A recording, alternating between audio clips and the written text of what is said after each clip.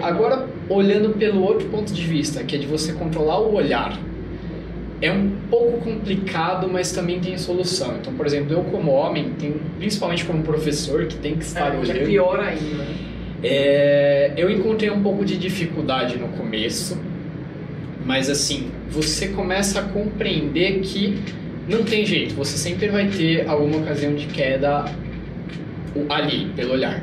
Antigamente existiam academias voltadas só para mulheres, mas na nossa sociedade de hoje isso não dá certo, é um negócio que raramente vai prosperar. As pessoas querem estar juntas ali. Então, eu encontrei como uma solução não esmorecer na mortificação, porque a mortificação, ela protege o meu olhar de ter um olhar impuro.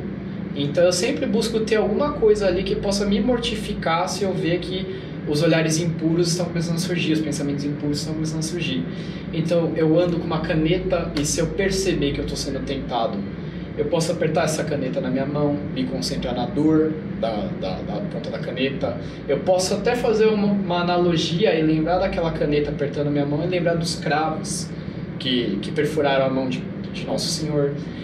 Ajuda muito. Bonito, Renato. Na hora, isso alivia qualquer tentação. Posso colocar uma pedrinha no tênis para dar uma incomodada também, é uma coisa que ajuda demais. E uma recomendação que eu tenho para quem tem problemas com a impureza é o banho gelado. Acho que o banho gelado é uma mortificação assim, sensacional para quem tem problemas com a impureza. Ele te dá uma chacoalhada, mas assim, em todos os lugares que a gente sabe que a gente vai ter ocasião de queda, por alguma razão, às vezes está fora do nosso controle, é sempre bom a gente ter alguma coisa ali para a gente se mortificar e se concentrar nessa dor ou nesses pensamentos mais referentes assim, à paixão de Cristo, ou em procurar alguma coisa que incomode, que faça nossos sentidos se irem para outro lugar. Nossa, que lindo isso, meus irmãos. Estão vendo?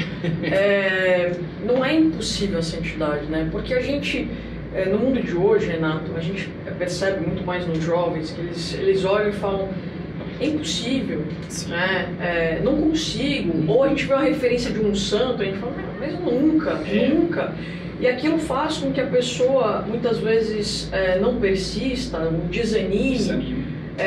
Caia e não consiga levantar, porque João Paulo II sempre falava, eu sempre falo aqui, santo é aquele que nunca desiste, né? Não é aquele que não peca, é aquele que nunca desiste, cai e levanta, né? Perfeito. Então eu acho que meus irmãos, é possível que a gente tenha uma vida voltada para Deus. E olha, eu acho que é importante a gente dizer aqui, Renato, que não é pecado sentir. Sim, isso é essencial. A questão, meus irmãos, o que você sente não interessa muito para Deus. E eu vou explicar para vocês por quê.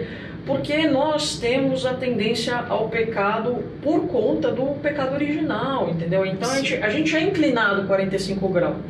Então assim, o que a gente sente não é tão importante em relação a esses sentimentos de queda. O que é importante é o que a gente faz com eles, né? Então, se a gente vai consentir nesse pensamento, se a gente vai... Eu não sei, Renato, mas com você se funciona assim, mas eu acho que é com todo mundo.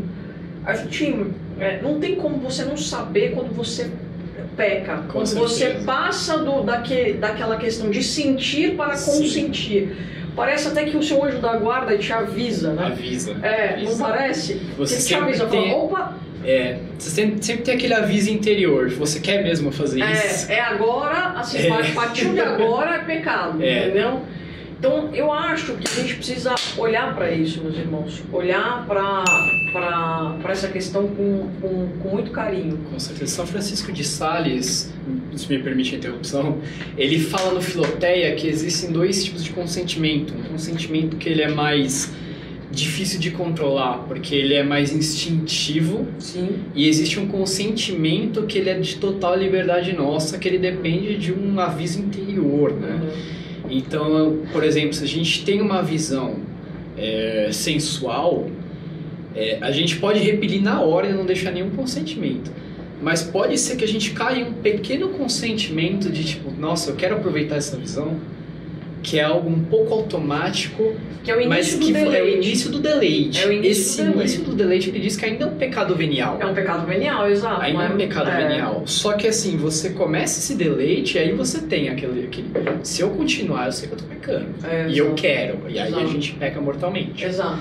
Então assim, acontece muito da gente parar nesse pecado venial, ainda nesse deleite inicial. E a gente, opa, não posso passar desse ponto, aqui já vai ser uma decisão de total liberdade minha. Parece que Deus te dá um clique, te mostra assim, daqui pra lá o negócio vai ficar mais complicado. Por isso que eles falam, ninguém vai pro inferno por descuido, né? Exato. Tá vendo, meus irmãos, você que é escrupuloso, você que é escrupulosa, entenda assim, primeiro que Deus é suma misericórdia e amor. Jesus, assim, o que mais me impressiona nele é a docilidade e o amor. Então, se você é único, né? Se tem uma digital única no mundo, ele te ama de uma maneira única. Né?